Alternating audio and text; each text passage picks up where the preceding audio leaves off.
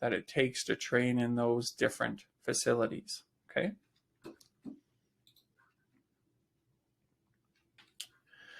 So now that we've sort of talked about, the time commitment, considering the equipment, it's important to, before you start, understand where you're at. And I talked about this earlier, this idea that, if you've been, sedentary for a long time, start at the shortest distance. Do a super sprint or a try, so that you can get into the sport and start at a level and be able to take your time progressing up with your training, so that you can get used to the training, your body can have time to adapt, versus, picking a really, challenging goal like doing a 70.3 or an Ironman distance race. I always recommend that if you're going to move up, or you're doing, say, an Olympic or standard or 70.3 or iron distance, you always want to have a race the distance shorter as part of your preparation. So for example, if I have a standard distance race that I'm doing, I would make sure that I have a sprint distance in my preparation up to that race before my goal event. Same thing, if I have a sprint distance I'm doing, I'd have a try that I'm doing before that, or maybe another sprint. If I'm doing a 70.3, I'd make sure that I have an Olympic distance or standard distance race in there. If I have an Ironman race, I'd make sure that I have a 70.3. That's part of my preparation. So you're doing things to make sure that in your preparation to your goal event, that you're having time to practice your skills. So in this pyramid of success, it's important to take ownership over your journey. So understand where your pyramid is at.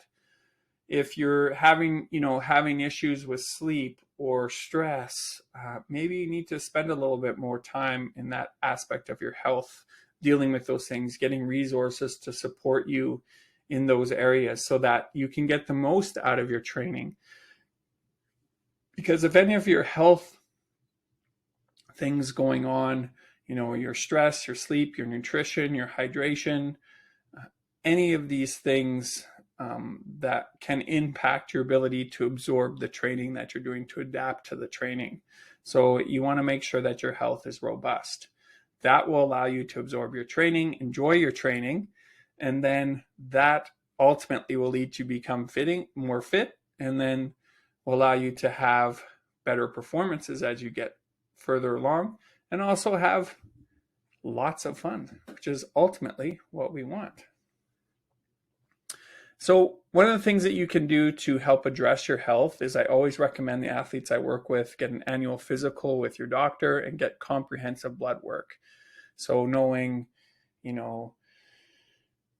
what's going on under the hood, so to speak, as far as your blood's concerned, your digestion, all of these type of things. If you have any sort of underlying health issues, you want to discuss those with your doctor and just make sure that you're ready to begin this journey, that there's nothing from a health perspective that you need to address. The other thing you want to check in on is your current stressors, your time sucks, things that you can start saying no to, because you're going to make a commitment that's going to require time to do this particular event. So you want to make sure that you're eliminating things that could be time sucks, like social media, or maybe you watch a lot of streaming television. Where can you free up some time for things that really aren't adding to your health and well-being, but rather you can limit or eliminate those, so that you start saying no to those things so you can say yes to the better version of yourself. So just think about that. Are there some things that you can start to limit or eliminate, so that, again, you free up some time and maybe allow you to be a bit more consistent and be able to really enjoy and embrace the training that you're committing to. And then from a fitness perspective, one of the things that I suggest is getting a movement and fitness assessment if you have a coach that you're working with, or a trainer or a physiotherapist, just making sure that you understand where you are at from a strength and movement or range of motion as far as your joints are concerned. And also too, what's your base level of cardiovascular fitness? How well do your heart and lungs operate under stress? So being able to assess that so that you begin at a level that's appropriate for you. Really, really important. The next thing is begin at a level, intensity and duration that you can consistently complete every day. I talked about that 10 out of 10 schedule. So make sure that you're starting at a level where you're at. If you're currently, training only 4 hours a week, you don't want to jump into a program that requires 8 to 10 hours a week. You want to start at a level where you're at. It should start at 4 hours a week, and then you gradually build up from there over time. What's a reasonable amount to increase? Well, you just start adding little bits each week to each discipline. So I might add maybe 10% to my run one week and stay there for a few weeks. And then after that, I might add a 10%, distance or time to my swim. And then I'll stay there for a few weeks and then do my bike. And then it's just a gradual increase over time. Let your body adjust to that increase over a few weeks, and then you can start adding more.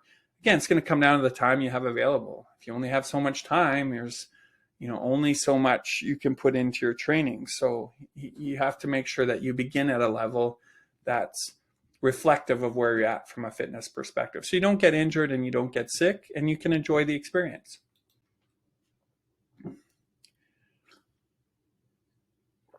Now, performance, one of the keys here is making sure that you remember that this is about you becoming a better version of yourself, not spending too much time comparing yourself to other people. That's really important, and thinking about how you can just be a little bit better version of yourself each day. That will lead to better performances over time. Setting targets for your own accountability to your training. So maybe you have set a target for yourself to have, 6 training days per week. That's your target. Or maybe you want to do a little bit of training each day. So you might go for a 7-day streak or a 14-day streak or a 21-day streak where you're hitting all your training markers. But be okay with a distance that works for you. That's important. So start where you're at and be okay with that, and try to do the best you can considering the level where you're starting. There's no belt system in triathlon, okay? You don't go from a white belt to yellow belt. If sprint distance works for you from a time perspective and training perspective, that's great. You are not less valuable than someone who does a standard distance or Olympic distance or a 70.3 or an Ironman. You do what works for you and do your best at that distance. And that's what matters most. So lastly, let's talk about fun, making the most out of your triathlon journey, because that's why we all do this. We want to have fun. We want to enjoy the process. So one of the things that we can do is we can seek fun. So you want to build a tribe, a community, people who you like to spend time with, who are like-minded, maybe doing the same pursuits as you. So you can join a local team or club.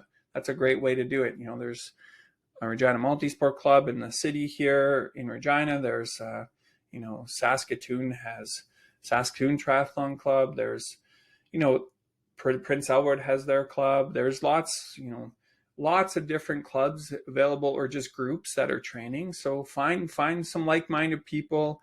It provides you an opportunity for support, accountability, and to learn from others, which is awesome, which will really make the journey enjoyable. The next thing is you want to seek fun. So get support.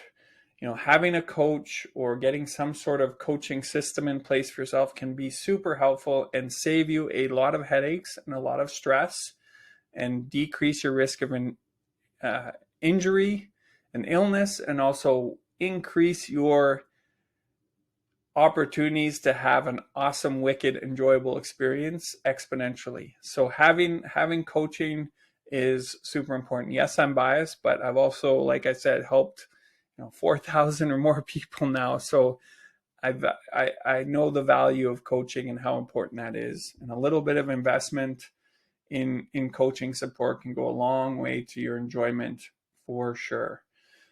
Also, having family support,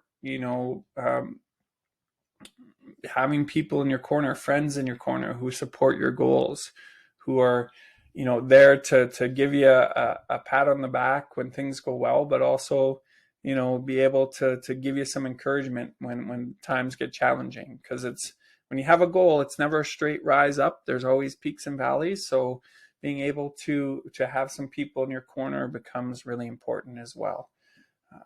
There's also lots of virtual clubs out there too that, I coach virtual sessions as part of what I do with Endurance Journey, and that helps people to be accountable and just feel a part of a community as well. So if you're in more of a location that doesn't have clubs present, you can always find virtual opportunities as well.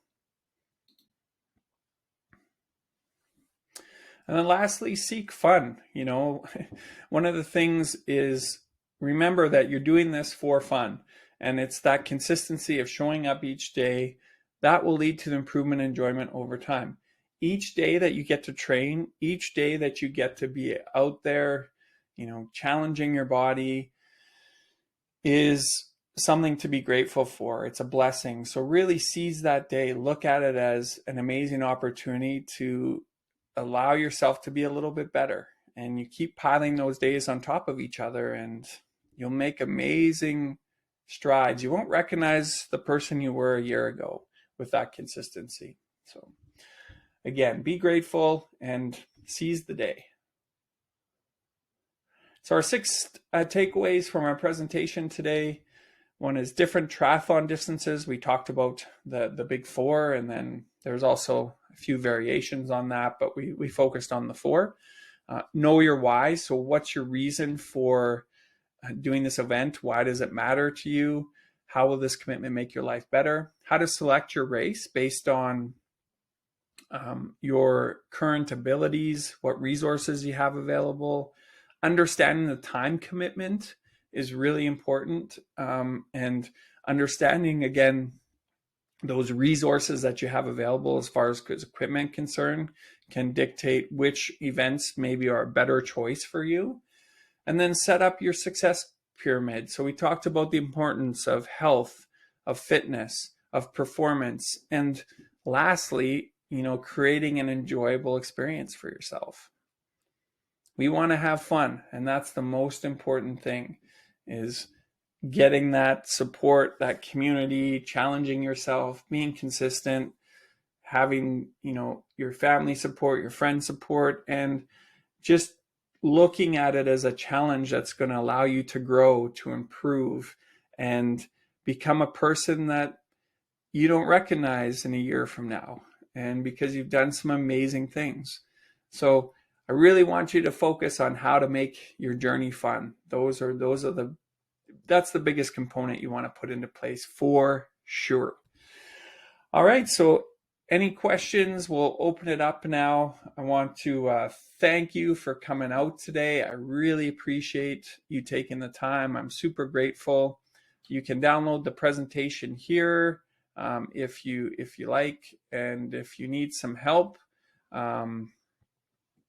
you can contact me at patrick@endurancejourney.com. The QR code here will just be the one on the left, just so you know. And don't download this one on the right. That's a different QR code. And then patrick@endurancejourney.com, Endurance Journey, and then Endurance Journey on Facebook. So you need any assistance, please reach out. I'd be happy to meet with you.